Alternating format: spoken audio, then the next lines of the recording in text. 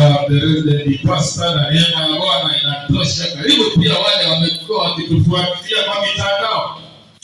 Neema ya Bwana ikatosha sana sana katika maisha yenu. Anayetafuta Mungu hawezi akakosa kupatikana. Anaweza ikaonekana ni kama imechukua muda. Si mwimbaji alisema hata kama itachukua muda, jua Bwana atatenda. Jua Bwana atatenda. Jua Bwana atatenda. Hata kama itachukua muda, jua Bwana atatenda. Jua Bwana atatenda.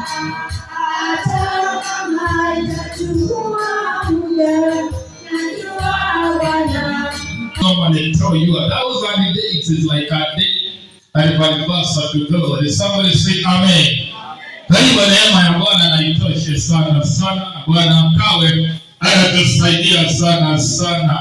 Nataka tu kuongea dakika chache, maana Bwana alitusaidia tukajipanga na tukasema kila wiki ya 4 tunapanga na kula meza ya Bwana ile inaitwa Holy Communion, na pengine nitaombea watoto wale wanaorudi shule, na ni kawaida yetu na ni desturi yetu, na sitaita dini, lakini kama kawaida yetu kuanga wiki ya mwisho ama wakati watoto wanapokuwa wanarudi shule, wanga tunawatilia mafuta ili Bwana akaweze kuwatenganisha na kuwaepushana na mikosi na balaa na mashetani zile za kule wanakosomeanga. Mtu aseme amen.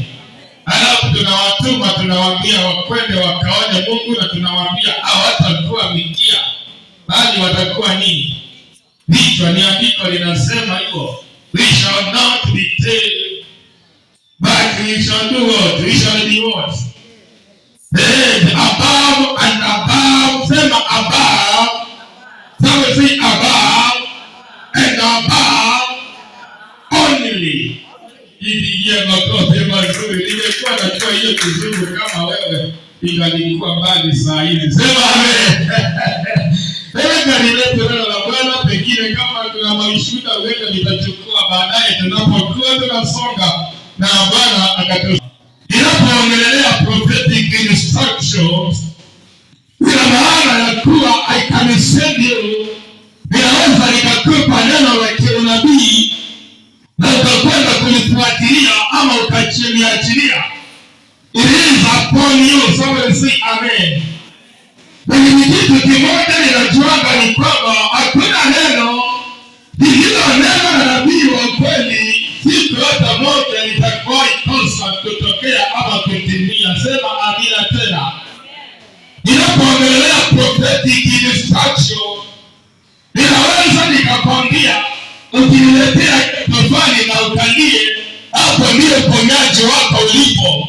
Sasa wewe kama utakwenda kuangalia katika ulimwengu wa nyama ama macho ya kawaida, unaweza ukabeba ile situation kwa muda mrefu.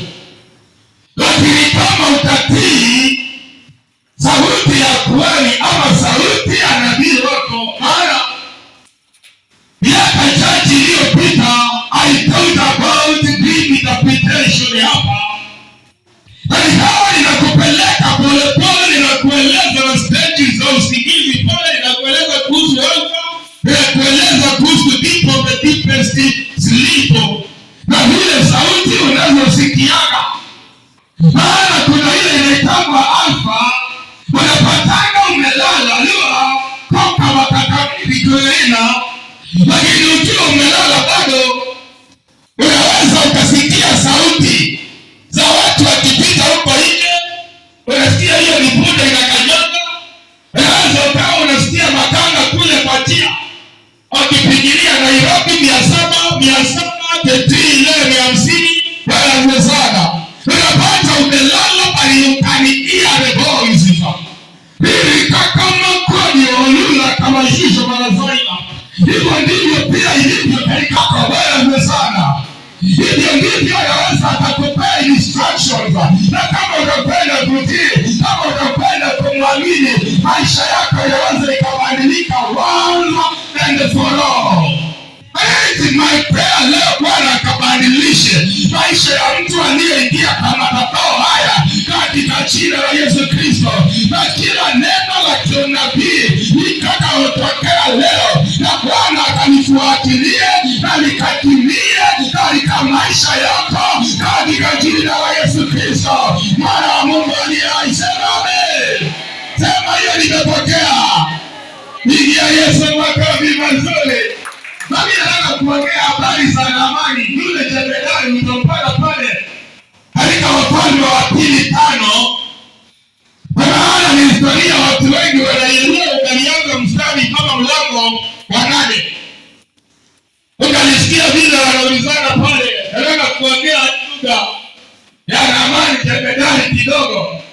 Na pia uelewe kama Bwana anaturuhusu tukiendelea vile pia wafanyikazi mwingine aliyekuwa anaitwa Gehazi zile sarakasi alipiga, lakini I'm not going to base on that so much. Ninataka niongee kuhusu habari za huyu jamaa aliyekuwa komanda, alikuwa anatoa amri, mambo yanatendeka. Mungu anaye anasema namna gani? Elisha yule mtu wa Mungu aliposikia kwamba mfalme wa Israeli ameyararua mavazi yake, ndipo akatuma mtu kwa mfalme akisema, mbona umeyararua mavazi yako? Na aje sasa kwangu mimi, naye atajua kuwa yuko nabii katika Israeli. Basi Naamani akaja na farasi wake na magari yake, akasimama mlangoni pa nyumba ya Elisha, naye Elisha akampelekea mjumbe. Unajua anapoendelea ili ukarekate hii historia ya Naamani, unapata jamaa aliyekuwa anaitwa Naamani, alikuwa jemedari, alikuwa mkuu wa majeshi, alikuwa komanda, alikuwa anatolea askari wote. Ni yeye aliyekuwa kibiti wa zile siku ni makua kudobalosha karanaina. Wasa hivi aliitwa namna gani yule anakomanda? Hamjui? Hamjui injili ya waliki saa hizi?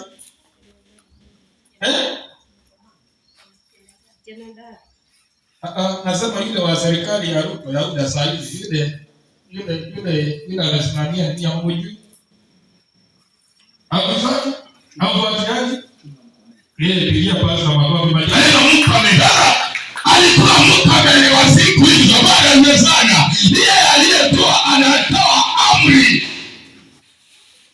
Alikuwa anakomanda akisema serikali yote imeituma Kitui na Mwandika pale. Akisema inaituma Nairobi, inaondoka kule. Maana ni sawa sawa na neno la nabii. Ndio saa hizi kama mfalme.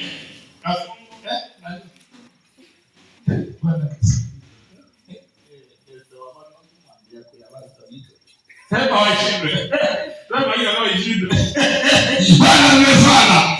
Sasa nilikuwa naitwa kwa saa hizi President Dr. William Samoei Ruto analisema saa hizi tukiendelea na kuhubiri kila kanisa watu wakai akiwa State House.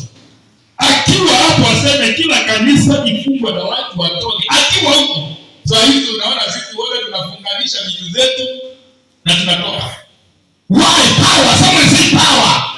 Ni mamlaka aliyekuwa nayo. Na hiyo tu ndio mambo ya ulimwengu ya rohoni yalivyo. Unaongeana kwa uwezo, unaongeana kwa authority. Na mimi nakwambia Bwana atusaidie.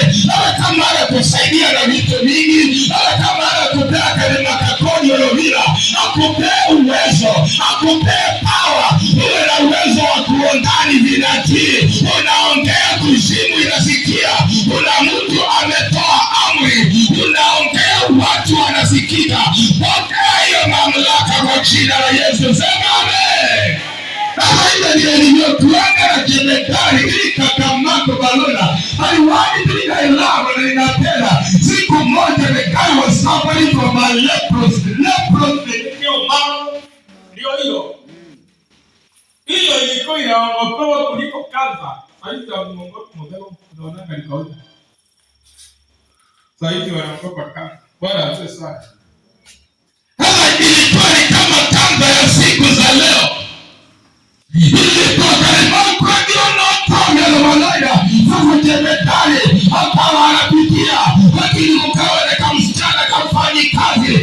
akamwambia hii ugonjwa yako, ninajua mtu wa Mungu, kuna mtu ana uwezo wa kuitatua.